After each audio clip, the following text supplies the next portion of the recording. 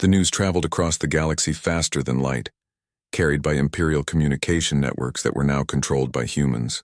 On 1,000 worlds in the depths of mines and factories and slave camps, oppressed beings looked up from their work and whispered to each other, "The humans won." The humans actually won.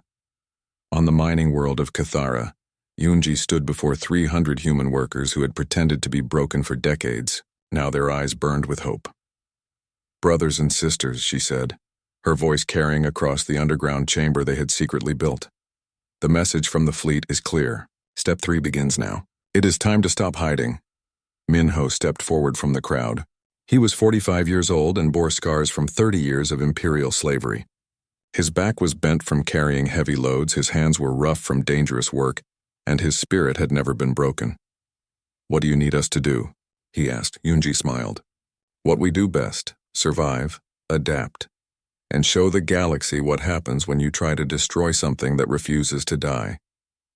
Across the galaxy, on the diplomatic world of Nexus Prime, Ambassador Ye-Jin was preparing for the most important meeting in human history.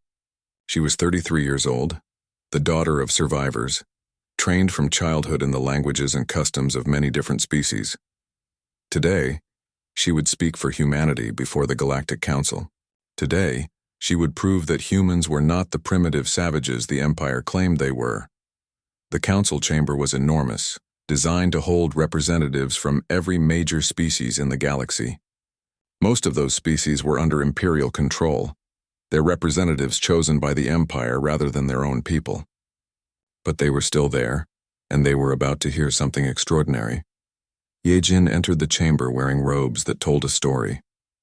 Fabric woven from materials of every world humanity had ever called home, colors that represented every species that had helped humans survive, and jewelry made from the metals of ships that had tried to destroy her people. The Imperial delegate, a tall creature with purple skin and contempt in his 4 eyes, stood to address her. "The Empire recognizes no authority of the terrorist organization calling itself humanity," he declared. "These criminals will be hunted down and destroyed, as they should have been 3 centuries ago."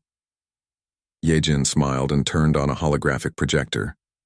The chamber filled with images that made every representative gasp. "Honored delegates," she said in perfect council common, "I present to you the Human Liberation Fleet."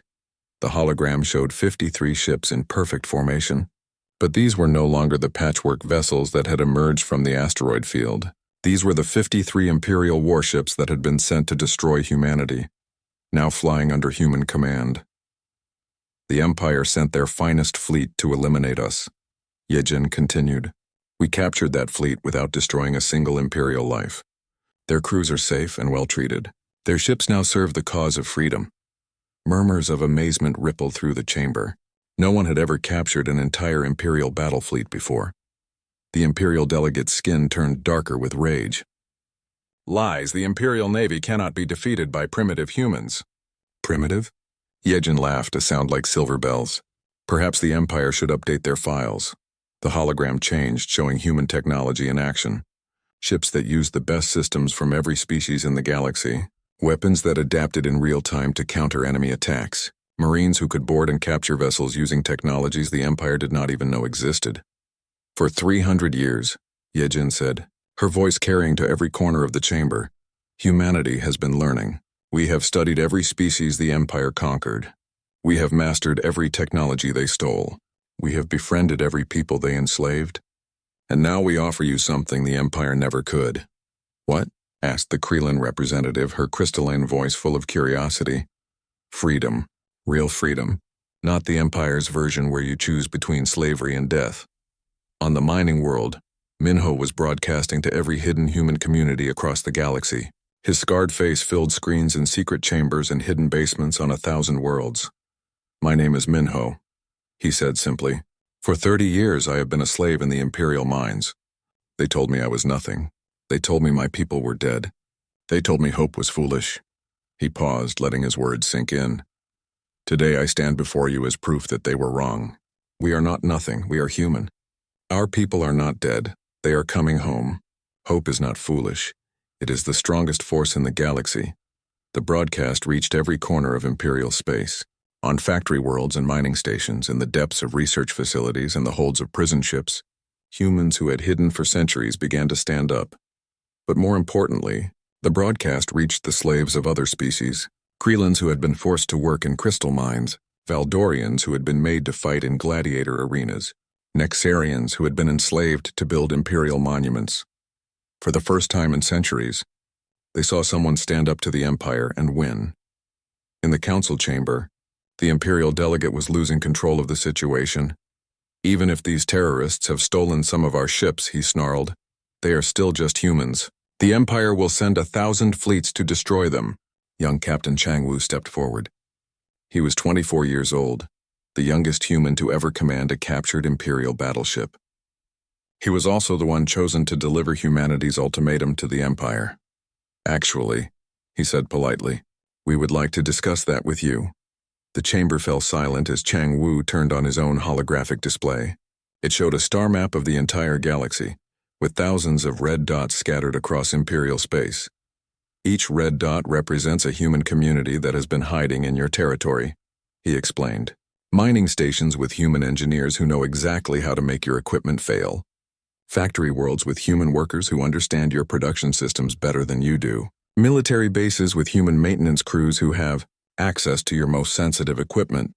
The Imperial delegate's 4 eyes widened with horror as he understood what he was seeing. "For 300 years, Chang Wu continued, we have been everywhere. We have been watching, learning, and preparing. Your entire empire depends on the work of people you thought were extinct." He paused to let that sink in, then smiled. "Here is humanity's offer to the Galactic Empire. Withdraw from all conquered territories. Free all enslaved peoples. Allow every species to govern itself. Do this and we will help you transition to a galaxy where cooperation replaces conquest." "And if we refuse?" the Imperial delegate demanded. Chang Wu's smile became something sharp and dangerous. "Then we will show you what 300 years of human ingenuity can do to an empire that depends on the people it oppressed." As if planned, reports began flooding into the council chamber. Imperial mining stations were shutting down as their human workers vanished into the shadows. Factory worlds were experiencing mysterious equipment failures. Military bases were finding that their computers no longer obeyed orders. The Empire was discovering that they had built their power on the backs of people who had never stopped fighting them. On the bridge of the Last Hope, Admiral Dong Hyun received reports from across the galaxy. The liberation was spreading faster than they had ever hoped. Species that had been enslaved for centuries were rising up, inspired by humanity's example. "Admiral," his communications officer reported, "we are receiving surrender offers from 17 Imperial sectors. Local commanders are asking to negotiate rather than fight." Dong Hyun nodded. "Tell them humanity accepts their surrender and offers them a place in the new galaxy we are building. One where every species is free to choose its own path." In the council chamber, Yejin stood before the assembled representatives and spoke the words that would be remembered for 1,000 years. "The age of empire is over. The age of freedom has begun, and humanity, stubborn, adaptable, impossible humanity, will make sure it stays that way. The Galactic Empire had learned too late that you cannot destroy an idea, you cannot enslave a dream, and you absolutely cannot kill people who refuse to die. Humanity was home and the galaxy would never be the same." Imperial battlefleet domination appeared in space like thunder and lightning made of metal. 12 huge warships, each one able to destroy a planet, lined up in perfect battle order. At their front, the flagship Eternal Victory shined with weapons that had conquered 100 worlds. Admiral Rathmore stood on his command bridge, calm and confident. In his 200 years as a soldier, he had never lost a battle. Today would not be the first time. "Give me a report," he said in his deep, rolling voice. "Enemy ships confirmed, Admiral," his tactical officer said. "About 50 ships of unknown type. Energy levels are high, but their formations are strange." Rathmore looked at the tactical screen. The human ships were not arranged like any military force he had ever seen. Instead of proper battle lines, they seemed scattered almost randomly through space. "Primitive tactics," he said with satisfaction. "They do not understand real war. Begin standard attack formation. This will be over quickly." What Admiral Rathmore did not know was that the random positioning was actually a trap designed by the most clever tactical mind humanity had ever produced. On the human ship? Never surrender. Taman checked his boarding equipment one last time. He was 31 years old and the best Marine humanity had ever trained. More importantly, he was about to prove that humans could do things no other species would ever think to try. Teams ready? He asked his squad. 24 Marines nodded. Each one wore armor that was a mix of different alien technologies. Imperial stealth systems, Krelin energy shields, Valdorian strength boosters, and human stubbornness, all wrapped up in one deadly package. Remember the plan, Taemin said. We do not fight their ships. We take their ships, then we use their ships to fight their other ships. It was a tactic so crazy that no military school in the galaxy taught it, which was exactly why it would work. On the human command ship Last Hope, communications expert Yu Jin was working miracles with technology that should not exist. Her computer system was connected to Imperial communication networks through 30 years of patient infiltration. I am inside their command frequencies, she reported to Fleet Admiral Dong Hyun. Their security is good, but they never expected someone to attack them using their own communication methods. Yu Jin was 26 years old and had spent her entire adult life learning Imperial computer systems. Today she was going to show them what happened when humans got creative with alien technology. Begin electronic warfare, Admiral Dong Hyun ordered. Yu Jin smiled as her fingers danced across keyboards that mixed human design with Imperial processors and Krelin quantum computers. With pleasure, Admiral. Across space, the Imperial fleet began their attack. Massive energy beams shot out toward the human ships, expecting to cut through primitive armor like paper. Instead, the beams hit shields that rippled with impossible colors. Krelin shield technology powered by Imperial fusion cores and controlled by human adaptive software. The shields did not just block the attacks. They absorbed them and fed the energy back into the human ship's weapons. Impossible! Admiral Rathmore shouted as he watched his most powerful weapons make the enemy stronger. What kind of shielding is that? Sir, his tactical officer said with a shaking voice. Our computers cannot identify it. It appears to be using multiple different shield technologies at the same time. On the human ship Defiant Spirit, Engineer Jae Sung was having the time of his life. The Imperial weapons that were hitting his ship were being analyzed, reverse-engineered, and improved in real time. Energy absorption at 95%, he reported happily. Converting Imperial plasma beams to enhanced proton bursts. Firing in 3, 2, 1. The modified Imperial weapons, now powered by their own attacks, fired back at the Imperial fleet with twice their original strength. Admiral Rathmore watched in horror as his own weapons somehow turned against him, punched holes through his fleet's armor. How are they doing this? He demanded. He was about to find out. Taemin's boarding pods launched from the Never Surrender like seeds from a flower. Each pod was invisible to Imperial sensors thanks to stolen stealth technology. Each pod carried Marines who had trained their entire lives for this moment. Boarding pods away, Taemin reported as his pod streaked toward the Imperial flagship. Time to show them what humans do best. The pod struck the Imperial ships like ghosts, passing through their shields using frequency modulators stolen from many different species. Imperial security had been designed to stop normal attacks, not something that shifted between 6 different dimensions at the same time. Taemin's pod cut through the hull of the Eternal Victory and put him and his team directly into the engine room. The Imperial engineers looked up in shock at the armored figures who had appeared from nowhere. Surprise, Taemin said in perfect Imperial language before his team began their work. The Marines moved through the Imperial ship like a force of nature. They did not just capture areas.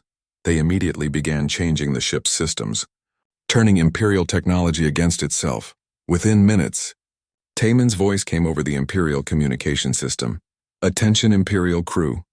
Your engines now belong to humanity. Your weapons now serve the human fleet. Please stay calm while we remodel your ship. Admiral Rathmore felt his flagship shake as its own systems turned against it. Engineering. What is happening down there? Sir, we have lost control of the main reactor. Someone is reprogramming our systems using command codes we did not know existed. Yu Jin had been busy. Her infiltration of Imperial networks had given her access to emergency protocols that even most Imperial officers did not know about. Protocols that let her take control of any Imperial ship whose systems had been compromised. Imperial fleet domination. Her voice came over their communication system, speaking in perfect Imperial military language. This is the Human Liberation Fleet. Your ships are now under our control. Please prepare to surrender, or we will be forced to use your own weapons against you. Admiral Rathmore's proud battle fleet was being captured from the inside out. Human boarding teams were taking control of his ships faster than he could respond. His own weapons were being turned against him. His own communications were being used to coordinate attacks on his fleet. This is impossible, he whispered. How can primitive humans defeat the Imperial Navy? On the last hope, Admiral Dong-hyun was watching the battle with satisfaction. They are not primitive, Admiral Rathmore, he said, knowing the Imperial commander could hear him through Yujin's communication hack. They are human. We adapt, we learn, we survive, and we never ever give up. One by one, the mighty Imperial warships fell under human control, not destroyed, captured. Their crews were being held safely while human teams reprogrammed their systems. In just 2 hours, the most powerful battle fleet in this part of the galaxy had become part of the Human Liberation Force. Admiral Rathmore stood on his bridge, surrounded by human marines who had appeared like magic. Taemin approached him with something that might have been respect. Admiral, the human said politely, your ship is now the human vessel Second Chance. Your crew will be treated well, and you will be free to send a message to your empire. What message? Rathmore asked bitterly. Taemin smiled. Tell them that humanity is back. Tell them we learned everything they taught us, and tell them we are coming for the rest of our people. Across the galaxy on the mining world of Cathara, Yunji got a message that made her cry tears of joy. Her brother's voice speaking their childhood language. Little sister, the family is coming home. Get ready to dance. The human rebellion had begun and the Empire was about to learn that you cannot keep good humans down forever. Deep in space, in a place that Imperial maps called Old Mining Rocks, Fleet Admiral Dong-hyun stood on his ship and watched his people wake up. The rocks were not rocks. They were ships, human ships that had been sleeping for many years, waiting for this moment. Their outside was covered with stone and metal to make them look like worthless space junk. But inside, they were amazing machines that would make the Empire's best scientists cry. Give me a report, Dong-hyun called out. He was 62 years old. He remembered the first ships that carried survivors away from Earth's ashes. He was young enough to see the future they were building. 47 ships are awake and ready, Admiral, his communications officer said. The Persistence, the Never Forgotten, the Rising Phoenix, all systems working. Dong-hyun smiled at the names. Every human ship had a name that meant something important. Names that remembered what they had lost and promised what they would take back. What about our special surprise? The resurrection plan is ready, sir. Haewon says her baby is excited to show what it can do. In the deepest part of the rock field, Haewon stood in front of the strangest ship in the human fleet. She was 35 years old and the smartest war planner humanity had ever produced. She had designed what they called the resurrection plan, an idea so crazy that it might actually work. The ship in front of her did not look like much. It was smaller than the others, and its outside was covered with pieces from many different alien ships. Imperial armor sat next to Krelin energy shields. Valdorian weapons were mounted next to Zephyrian scanning systems. Seok-jin, she called to the young pilot doing final checks. Are you sure you want to fly this collection of spare parts? 22-year-old Seok-jin grinned at her. Ma'am, this collection of spare parts is going to make the Empire wet themselves with fear. Haewon laughed. The young pilot was right. The ship he was about to fly had technology from every species the Empire had conquered. It was proof that the Empire's victims had not forgotten each other. Remember the plan? She said seriously. Let them see you. Let them scan you. Make them wonder how we got all their different technologies to work together. And then show them what happens when human stubbornness meets alien science. Back at the Imperial Monitoring Station, Commander Thalvex was having the worst day of his military life. The energy readings were getting bigger. What had started as one impossible reading was now dozens. Sir, his scanning officer said, we are finding 53 separate ships, but they are strange. Tell me what you mean by strange, Thalvex said tiredly. Each ship seems to be using technology from different species. This one has Krelin shields but Valdorian engines. That one has our armor but Nexarian weapons. It is like someone went shopping in the galaxy's biggest military junkyard. In the tunnels below, Hyunwoo was listening to every word. His heart was beating fast with excitement. His people had not just survived, they had learned. They had taken the best from every enemy and made it their own. He began crawling through the tunnels toward the station's main computer room. If his people were coming, he needed to help them. And he had spent 30 years learning every weakness this station had. Commander Thalvex was reading reports that made no sense. Ships that used impossible mixes of technology. Ships that should fall apart but somehow worked perfectly. Contact Admiral Korthun, he ordered. Tell him the situation is worse than we thought. These are not just surviving humans. These are humans who have been collecting our enemy's technology for 300 years. On the bridge of the Indomitable Spirit, Captain Jinho was watching the Imperial stations panic with happiness. They are scanning us all the time, So Young reported. Their computers are trying to understand how our systems work, but they keep getting confused. Good, Jinho said. Confusion is the first step toward fear. Elder Wu Jin walked up beside them, his old eyes bright with memory. I remember something my grandfather told me about the old wars on Earth. He said the best weapon is not the strongest one. It is the one your enemy does not understand. What do we do next, Captain? Asked the navigation officer. Jinho looked at the Imperial station ahead of them. Soon the Empire would send a fleet to investigate, a fleet that expected to fight primitive humans with simple weapons. They were about to get a very bad surprise. Send a message to Admiral Dong Hyun, Jinho ordered. Tell him it is time for Step 2. In the rock field, Fleet Admiral Dong Hyun got the message and nodded to his crew. All ships, begin coming out of hiding. Let us show the galaxy what 300 years of human stubbornness looks like. One by one, the rock ships began to lose their disguises. Stone and junk fell away, showing sleek ships that shined with the technology of many different species. Each ship was unique, built from whatever the humans could steal, save, or capture over the centuries. On the special ship, Seok Jin was doing final system checks. Around him, control panels showed readings from Krelin, Valdorian, Imperial, Nexarian, and even some systems from species the Empire had completely destroyed. All systems green, he reported to Haewon. The resurrection plan is ready. Haewon nodded. Remember, you are not just flying a ship. You are flying proof that the Empire's victims remember each other. Show them what unity looks like. Seokjin's ship flew out from the rock field, and immediately every Imperial scanner in the area went crazy. The ship's energy reading was impossible. It was using technology from 6 different species at the same time, all of which should not work together. At the monitoring station, Commander Thalvex stared at his screens in horror. That ship, he whispered. It is using Nexarian quantum drives with Krelin power cores and Imperial navigation systems. That is impossible. Those technologies cannot work together. But sir, his scanning officer said, they are working together. Perfectly. Deep in the station, Hyunwoo had reached the computer room. His rough hands moved over the control panels with practiced skill. He might be a hidden slave, but he had spent 30 years learning how Imperial technology worked. Time to use that knowledge. He began uploading a virus he had been writing for 20 years. A virus that would make the station's shields fail at exactly the right moment. A gift for his people who were coming home. Fleet Admiral Dong Hyun stood on his bridge watching his fleet take formation.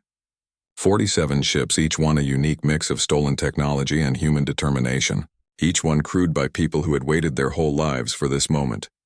All ships ready, Admiral, his communications officer said. Send a message to Captain Jin Ho, Dong Hyun ordered. Tell him the dance is about to begin.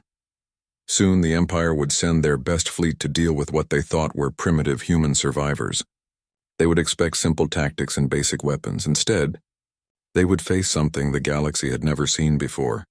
Humans who had learned from everyone, borrowed from anyone, and refused to be beaten by anybody.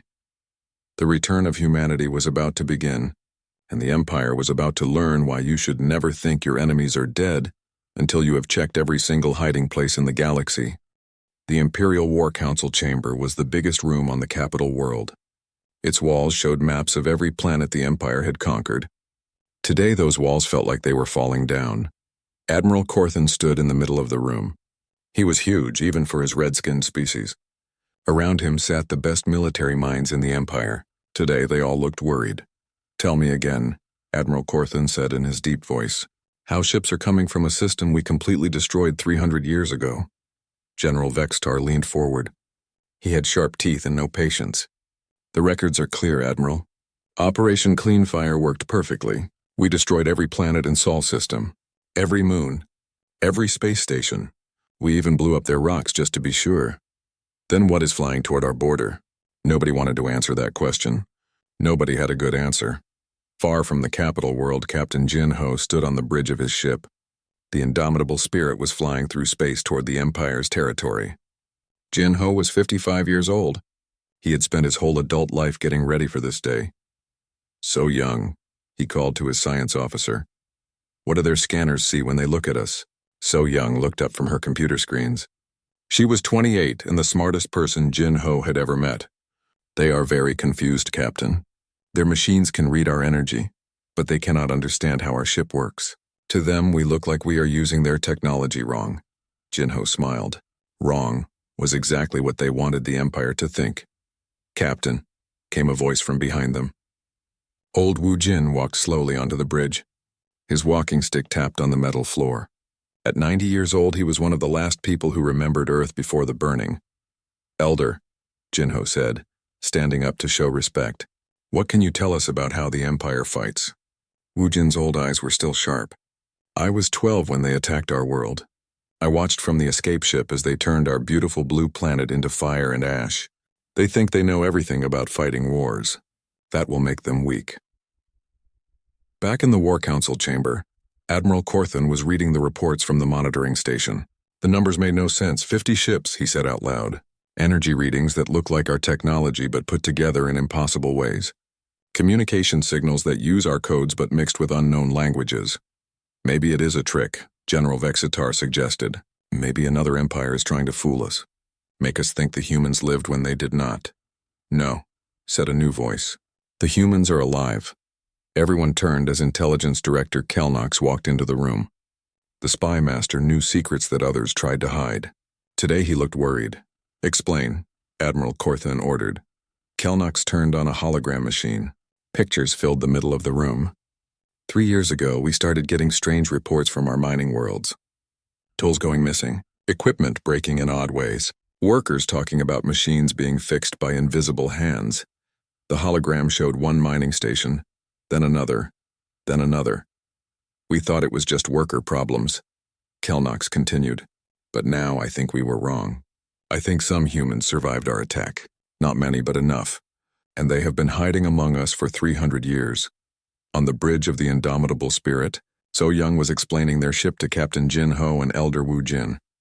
"When our people escaped Earth," she said, "they took whatever technology they could steal. Over the years, we captured more Imperial ships and learned how their machines work. But we did not just copy them. We made them better." She showed them a picture of their ship's inside parts. "Look at this power system. It uses Imperial fusion technology, but we connected it to Krelin crystals and Valdorian computers. No empire would ever think to put these technologies together. But humans do not care about what is supposed to work together." Jin Ho nodded. "We use what we have. We always do." Elder Wu Jin laughed. "When I was young on Earth, we had a saying, 'If it works, it is not stupid.' The Empire forgot that humans are very good at making things work." Back in the War Council chamber, the argument was getting loud. "Even if some humans lived," General Vextar said, "they were primitive. 300 years is not enough time for them to build ships that could fight the Empire. Unless," Intelligence Director Kelnox said quietly, "they have been learning from us the whole time." He showed them more holograms. These showed technical drawings of weapons, shields, and engines. "We found these plans hidden in the computers of many Imperial buildings. Someone has been stealing our technology and changing it. Someone who understands our machines but thinks about them differently than we do." Admiral Corthan studied the drawings. They looked familiar but wrong, like looking at your face in a broken mirror. "How many humans do you think are alive?" he asked. "We do not know. But if they have been hiding on our worlds for 300 years, having children and learning, there could be thousands, maybe tens of thousands." The thought made everyone in the room feel cold. The Empire ruled by being stronger and scarier than everyone else. The idea that an enemy had been living among them, learning their secrets, was terrifying. On the Indomitable Spirit, Captain Jin Ho was getting a message from the rest of the human fleet. "All ships ready, Captain," his communications officer said. "Admiral Dong Hyun says the family meeting is about to begin." Jin Ho smiled. They called all the human survivors the family, hidden workers, secret communities, and children born in the dark places between the stars. "Send a signal to the fleet," Jin Ho ordered. "Begin step 1. Across the asteroid field where the human ships had been hiding, sleeping vessels began to wake up. Their engines started quietly and then grew louder. Their weapons turned on with the hungry patience of hunting animals. In the War Council chamber, Admiral Corthan was about to learn something the Empire had forgotten during 3 centuries of easy wins. Humans were dangerous not because they were strong, but because they never gave up. And when humans had 300 years to plan their revenge, they became something much more dangerous than any empire could imagine. The ghosts from Sol were coming home, and they had learned everything the Empire could teach them. Now it was time for the final test. Commander Thalvex was drinking his morning tea when the alarm started screaming.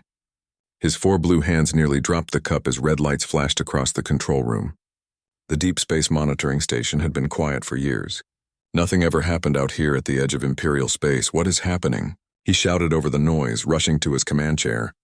Lieutenant Kexra, a nervous gray alien with too many arms, was hitting buttons frantically. "Sir, we have a massive energy reading coming from Sector 779. Thalvex looked at his screens. Sector 779 was the Sol system. The dead system. The place where they had killed every human 300 years ago. "Run the scan again," he ordered. "The equipment must be broken." Kexra ran the scan 3 more times. Each time the results were the same. Something big was moving toward them from the direction of Earth. Something that should not exist.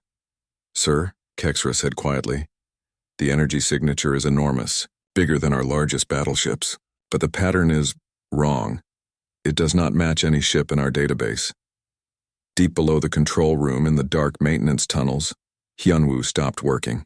The Korean man had been fixing pipes for 30 years, invisible to the aliens above. They thought all humans were dead.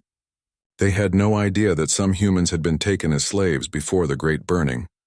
Hyunwoo pressed his ear against the metal wall. The vibrations carried voices from the command center. His heart started beating faster when he heard them mention Sol system. That was home.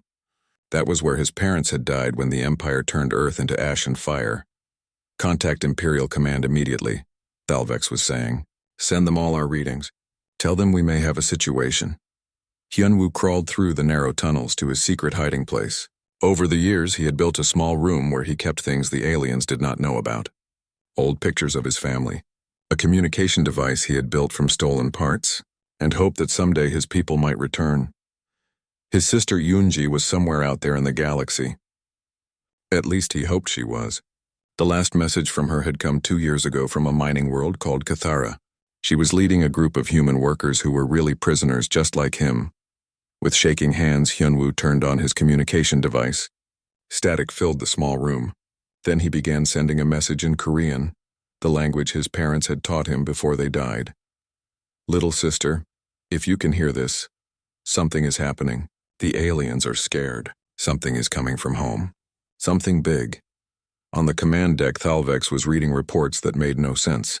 The approaching object was moving slowly but steadily. It was not trying to hide. It wanted to be seen. "Sir," Kexra called out, "we are getting strange signals from the object. They are not using any known communication method. Can you understand the signals?" "We are trying, sir. But it is very odd.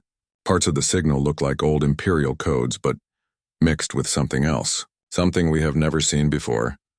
Thalvex walked to the big viewing screen. Far away in space, something was coming toward them. Something that should not exist. He had been young during the Sol campaign 3 centuries ago. He remembered the reports. The humans had fought well, but they were primitive. Their weapons were simple. Their ships were slow. The Imperial fleet had destroyed them easily. Every planet in Sol system had been turned to dust. Every human city had been burned. Every human ship had been blown apart. But this energy signature was not primitive at all. "Sir," another officer called out. "We are detecting more objects." "Many more. How many?" "It is hard to tell, sir. They are using some kind of hiding technology. But we think there are at least 50 separate energy sources out there. The control room became very quiet. 50 ships from a dead system. It was impossible. In his hiding place, Hyunwoo heard the silence above and knew it meant fear. The mighty Galactic Empire was afraid of something coming from the graveyard of Earth. He thought about his mother, who had been a teacher before the aliens came. She had always told him that humans were good at surviving impossible things.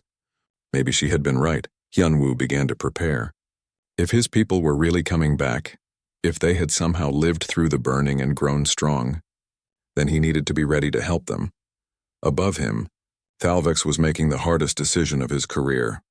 "Send an emergency message to Imperial High Command," he ordered. "Tell them we need a battle fleet here immediately." "What should we tell them is approaching, sir?"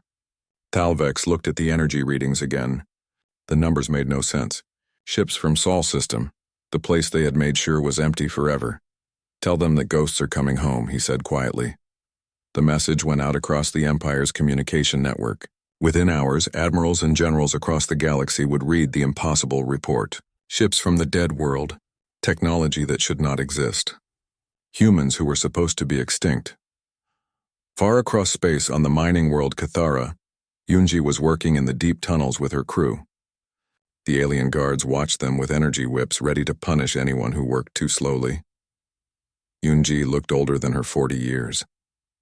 Her black hair was gray with rock dust. Her hands were cut from the sharp mining tools.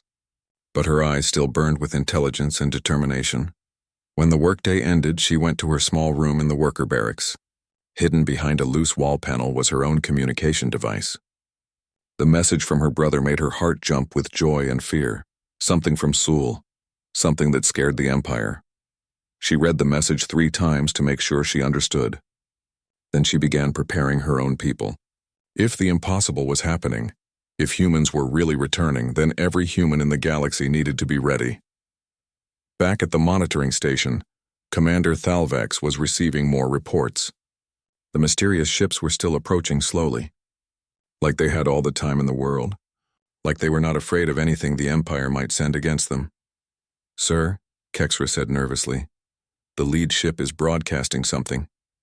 It is in an unknown language, but the computer thinks it might be human." Thalvex felt his blood turn cold. "Play it." The speakers filled with sounds he had not heard in 3 centuries. The human language. Words in the tongue of the species they had completely destroyed. But the words were calm and patient like someone greeting an old friend. "This is Captain Jin-Ho of the human vessel Indomitable Spirit. We are coming home. Please prepare for our arrival." In the maintenance tunnels, Hyunwoo smiled for the first time in 30 years.